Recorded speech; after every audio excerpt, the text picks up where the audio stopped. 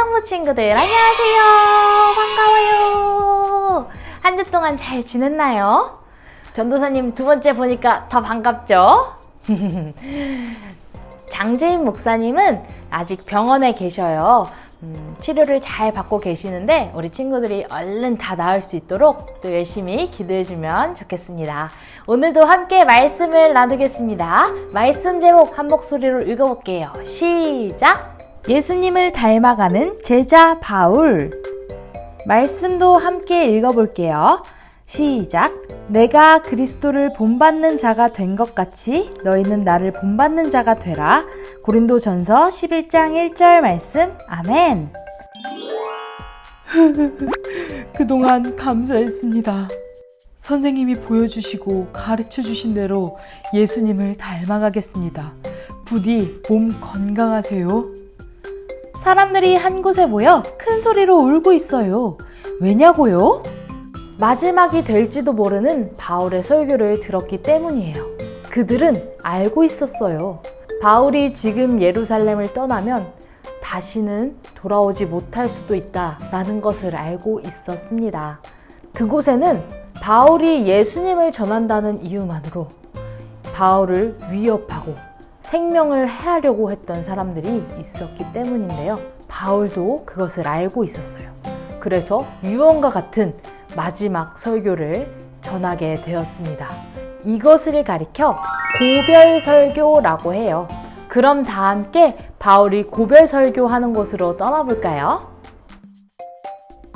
이곳은 밀레도예요. 바울은 복음을 전하기 위해 예루살렘으로 가던 중 에베소 교회의 장로님들을 이곳으로 불렀어요. 밀레도와 에베소는 아주 가까웠지만 바울이 에베소에 들를 시간이 없었기 때문이에요. 바울과 에베소 교회 사람들은 아주 특별한 관계였어요. 바울이 에베소에서 3년이나 하나님의 말씀을 가르쳤기 때문이에요. 에베소 교회 사람들은 바울이 전해준 예수님의 이야기를 들으며 믿음이 점점점 쌓여 나갔습니다.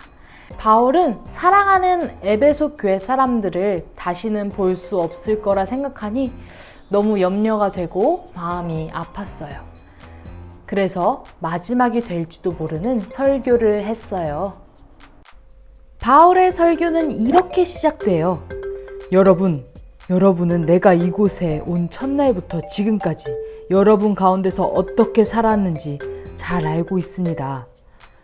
에베소에서 3년이나 같이 지낸 사람들이니 바울의 삶을 잘 알았을 거예요.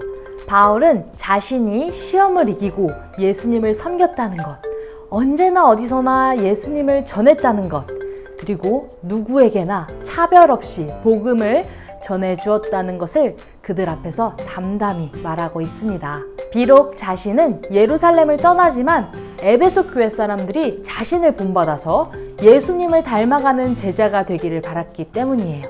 그렇다면 바울이 어떤 삶을 살았는지 그의 삶을 함께 살펴볼게요.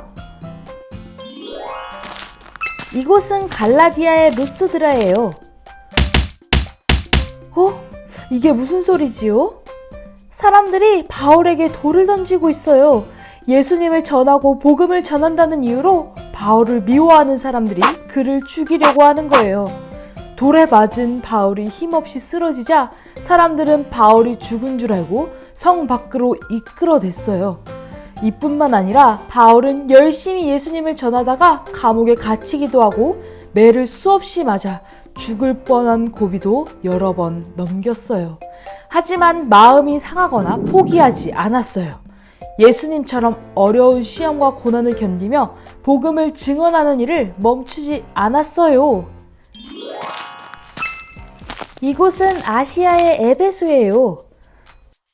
사람들이 공부하고 있는 이곳은 두란노 서원이에요. 하나님의 말씀을 듣는 곳이지요. 이곳에서 바울은 사람들에게 하나님의 말씀을 매일매일 가르쳤어요. 아시아 지방의 모든 유대인과 헬라인이 이곳에서 하나님의 말씀을 들었어요. 그뿐이 아니에요.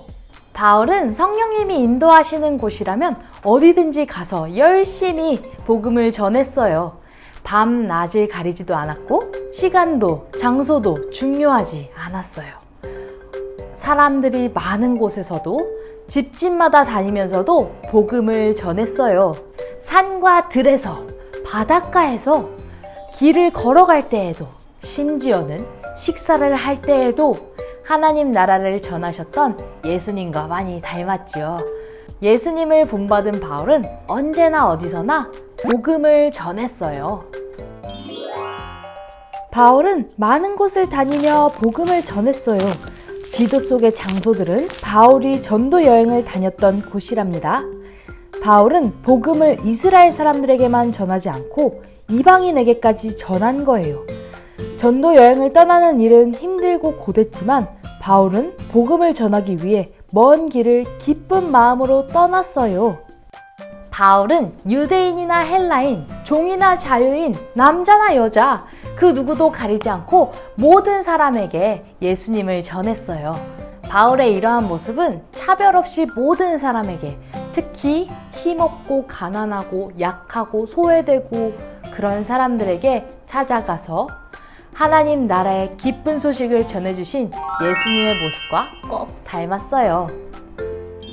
짜잔! 이곳은 어디인가요? 그래요, 바로 우리 성안교회예요.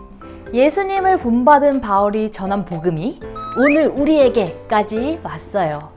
바울은 죽음도 두려워하지 않고 복음을 전했어요. 그래서 이곳 저곳에 교회가 생겨지고 많은 사람들이 예수님을 믿게 되었습니다. 예수님을 본받아 살았던 바울처럼 우리도 예수님을 닮아가요. 그래서 어떤 어려움에도 실망하지 않고 언제나 어디서나 누구에게나 하나님 나라의 기쁜 소식을 전하는 예수님의 제자가 되는 성안교회 아동부 친구들 모두가 되기를 간절히 바랍니다. 함께 기도할게요.